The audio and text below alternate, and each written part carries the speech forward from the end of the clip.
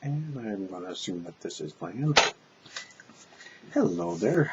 For those of you who don't know, this is Curt Bombastic, also known as, well, especially known as Jamie Wilson, also known as Curt Evans. I seem to have a lot of names, don't I?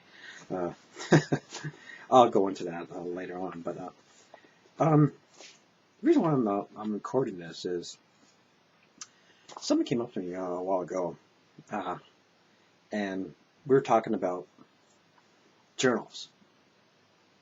And I've got a journal, something that I've been writing for at least a year. One of the best journals I think I've ever actually had. It's a fascinating journal. And I'm not saying this to my own horn, but it's the book itself called Wreck This Journal. You see it right there. Basically, it's a journal of your thoughts and stuff like that. And what you do is basically wreck it. Like you put some coin pen rubbings and stuff like that. Throw stuff at it. Basically take this journal and beat the crap out of it. It's very therapeutic. I recommend it to anybody. But something that's really put a little bit of interest was making a video blog. Now, a lot of you out there have probably seen my recent audition, my boring audition for Big Brother. I don't know if I'll get it or not. I don't. Personally, I don't think so. But it is what it is. I gave it a try. Some of you have been sitting there going, you look like an idiot. But I don't really give a damn. Because the way I look at it, I did it, you didn't. So that puts up me a step ahead of you if you're mocking me. But I gave some thought, and I thought, why not make a video journal? Something that I was told I should keep track of is my mood swings. A lot of people may not know this, but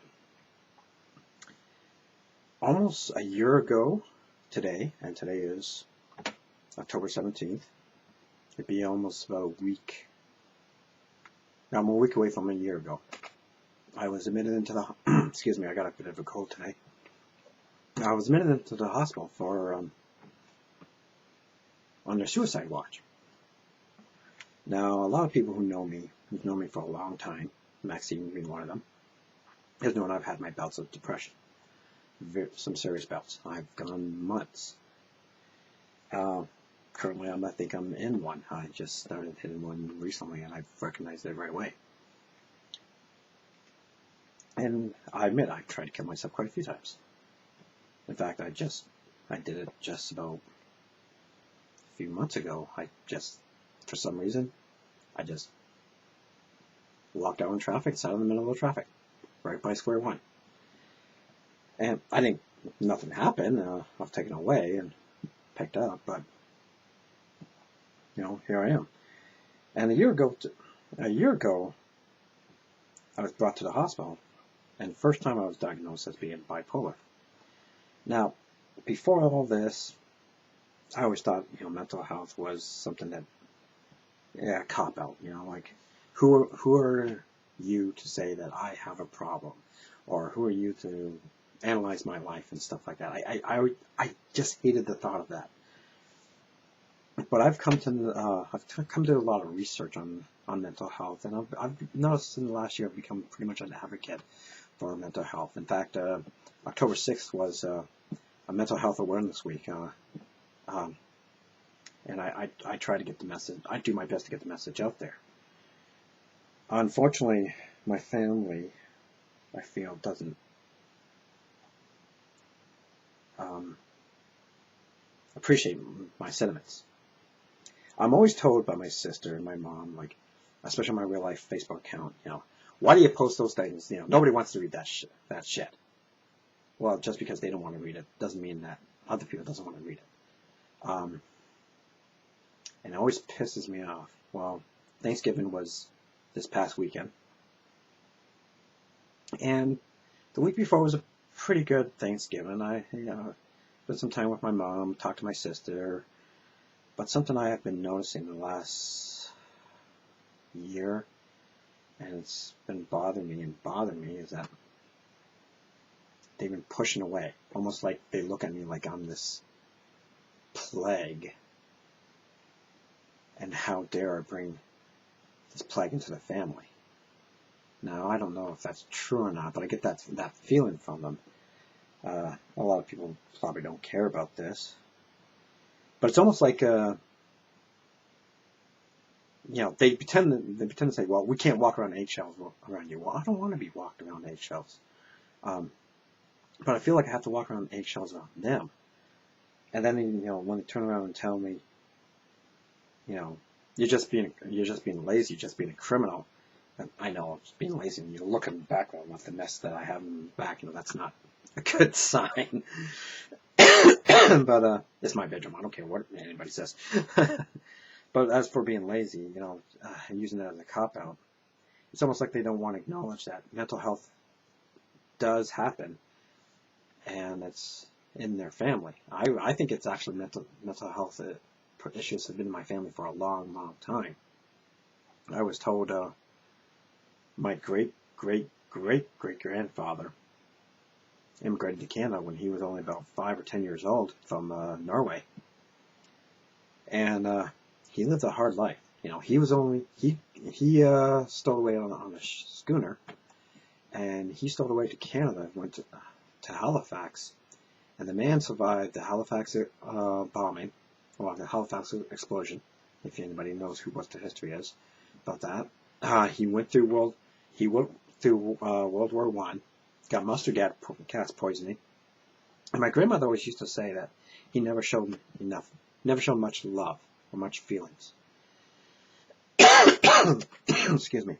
Sorry, again, I have a cold. Now, this is the thing about my grandfather. In those days, if you showed any remorse, showed any feelings or anything like that, you were considered weak in those days. He had to live off the streets. He had to have been a hard man. So imagine if he showed any emotion, that was a sign of weakness to him. So being tough, being that hard rock, probably came natural to him. But that, you survive in a city being blown half to smithereens. He survived World War I, the mustard gas attack, and I've seen pictures of my grandfather, and he had, these boils, these yellow boils, that would pop up every summer, I was told, all along his arm. And, it's almost disgusting, but it's something that he lived with his entire life. He had to have been a hard man. To witness the things that he had to do had to have affected him somehow mentally. Now, I don't think it's contagious, but those traits probably passed on. I have no doubt. So mental health has run in my family. But my family likes to act like there is no such thing as mental health. So, well, I can't really say that. They know that there's mental health out there. But not in our family. No, it's not out. And it all came to a head this week. It started, of all stupid things, it started because I was discussing with my mom. We've got this digital TV converter to convert the new digital signals to analog for a lot of older TVs. And I thought we got the right one, and it didn't work. So I told her, well, it didn't work. Thought I was pretty calm about it, and she was saying, well, you're being snippy. Well, I wasn't being snippy. And she's like, well, did you try this? Did you try this? Did you try this? Well, yeah, I did try this. I've told her that. I told her time and time again. And she accused me of being snippy. And it just exploded from there. And I told her, it's like, I told her basically, this is what you're acting like, cut it out, please. And it's almost like that attitude, like she can tell us what to do and tear apart our traits, but we're not allowed saying anything about her. How dare we say something bad about her? So, as it is right now, I'm completely alone. I've been ostracized from my family. My sister doesn't want anything to do with me and the kids. They're scared I might snap. And I can understand my sister's thinking when it comes to the children. She's thinking about her kids. And I understand that. But, they pushed me away. My mom doesn't want anything to do with me. So, I've been alone before in the past. So, being alone is not hurtful. It is what it is. I've done it before. I can do it again. I do have friends. I have somebody that I care about very much and I love very deeply. But it sucks. Now, as I said, a year ago, I was admitted to the hospital for a suicide watch, and I was diagnosed with being possibly bipolar. Being bipolar, what does it mean, being bipolar? Well, there's different stages of being bipolar. Well, no, I wouldn't say stages. There's different forms of bipolar disorder. There's bipolar 1, bipolar 2. I think there's hypomania. There's another one. I can't think of it. Let's see. I can't think of the name of it. And right now I'm going through the process of my medication, which is up here. Looks like I don't have to fill pretty soon. What's the date for it? Yeah, this is way well overdue. But I haven't even really been taking. A lot of people, I know somebody's going to be mad at this, but last few days, actually last week, I haven't really been taking this medication because I don't like what it does to me. I really don't. A lot of the medications for mental health have a lot of weight gain. And it's to me, it reacts really bad. I mean, I started going to the gym. I got a membership to go to a gym just around the corner from me. And I've been going every other day. But I think I've gained weight since I started going. And I think it's because of the medication. I don't like how my medication, how it reacts to me. I don't like the weight gain. And weight gain is a big problem in any kind of medication when it deals with mental health. Antidepressants and stuff like that. It's a big thing. It's always been a problem. There are only 2 medications out there that don't gain weight, and I think one of them is lithium. I don't take lithium right now, as far as I know. No, actually, no, I don't take lithium. I shouldn't say as far as I know. I'm sure it might get prescribed to me down the road. It's one of those last minute. Well, I wouldn't say last minute, but one of those drugs that if things are really, really bad, they want to try lithium. Excuse me. I don't try it right, and I don't have it right now, but you never know. I'm still new in this process, and so my medication has only been like Seroquel, Asparix, I think it's called, I can't think of the other one for the life of me. It's right on the tip of my tongue, I can't even think of the goddamn name. God. The bottle's on here somewhere. I misplaced the bottle. I was just looking at it the other day too. But what's like being bipolar? What's like having mental health? There's no direct answer for that. There really isn't. What do you say to that? What do you even say to that? You know, there are different aspects of mental illness. There are different aspects of bipolar. You know, there's no correct answer. I call it the roller coaster. Lately, I've been on the down end of my roller coaster. You feel pretty much worthless, you know. When you're on a high, there's no there's no feeling. It's almost like you're on drugs. I've been on some hypomaniac highs where, you know, just my creativity just explodes. On the Second Life, I build championship belts, and that's when I'm pushing them, like bang, bang, bang, bang. They're coming out like, and they're some of my best work. But I know. The sad thing is, I know I'm on like some kind of high, some kind of like hypomanic high, and I get doing some of my best stuff. But when those crashes come in, oh my God, they're just brutal. You know, I try to be out there every day. I job search. I do whatever I can. I try to be active. But lately, just want to go stay in bed. You know, you just want to stay in bed and, you know, isolate yourself and you don't care. You know, people care about you, but do you care? No, you don't. That's the best way to. I don't seem to care, and that bothers me.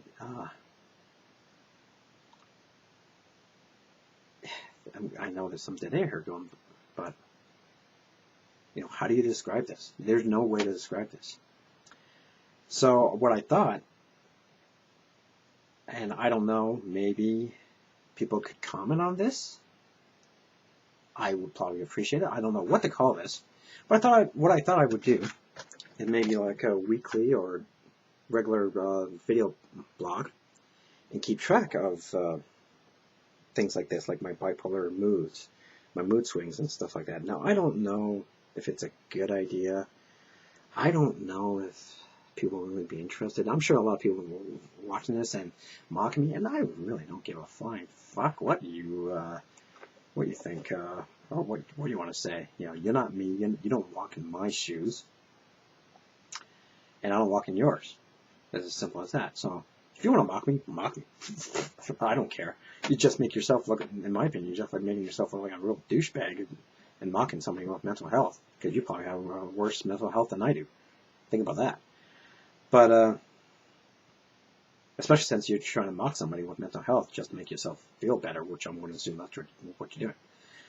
But I don't know what to call this. A book of bombastic or a book of bipolar bombastic. Actually, that's not a bad idea. But if you want, leave a comment down below. This is the first of some video blogs. I don't know if they're going to be weekly. I don't know if they're going to be daily. I don't even know if I'm going to be doing this, but I'd like to hear some feedback on this. What else will I talk about with these video blogs? Not only talk about mental health, which I'm a big advocate for. I'll definitely be a part of. You know, there are people that there are great websites out there. You know, Ask a Bipolar, Musings of the Bipolar Mess. You know, there's a bunch of people that I've talked to on Facebook that I can't say enough about. One I've been talking to her a lot lately. She lives in Chicago, and she's a wonderful, wonderful person. And she's only just going through this bipolar thing herself. Well, she says, I think it's 7 years. Me, this is going on a year for me now. Even though I've had my symptoms, I can't say the goddamn word right now. I had my symptoms. See, I can't even talk.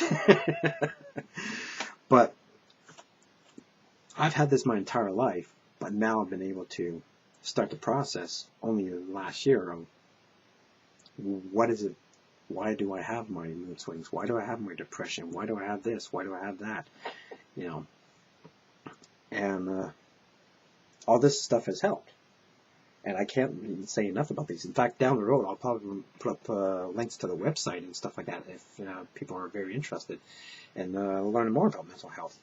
But other things I thought we'd talk about was like, you know, Second Life, what's going on in Second Life, or even better yet, what's going on in the Second Life community. Since I'm, you know, I try to be a promoter for Second Life. A lot of people think I'm an asshole. A lot of people think in the Second Life community that I'm probably one of the worst people around, and I don't. How dare I speak for the Second Life? Which I don't. I do not speak for a Second Life wrestling community at all. I would like to see it improve. And I have certain opinions of it, but everybody has an opinion on it. So maybe we talk about that. We talk about a whole bunch of things, like drama on Facebook. You know, it's just, whatever. You know, let's. But I figure I'd do a regular blog and see what people say. So if you have a comment about this, leave me some feedback, please. I would definitely love to hear what people have to say. So that being said, I'll just end this right now, since I was basically rambling. And that's all what I basically do. It seems I ramble. But who knows? Maybe this could have even evolved to something bigger. I don't know. We'll see how it goes. This was the first one. As I said, well, I guess I'll see how things go, and leave a comment, please. Whether it's bad or good, I don't care. Just leave a comment. And we'll see how this goes, okay? Until next time. This is Curt saying bye.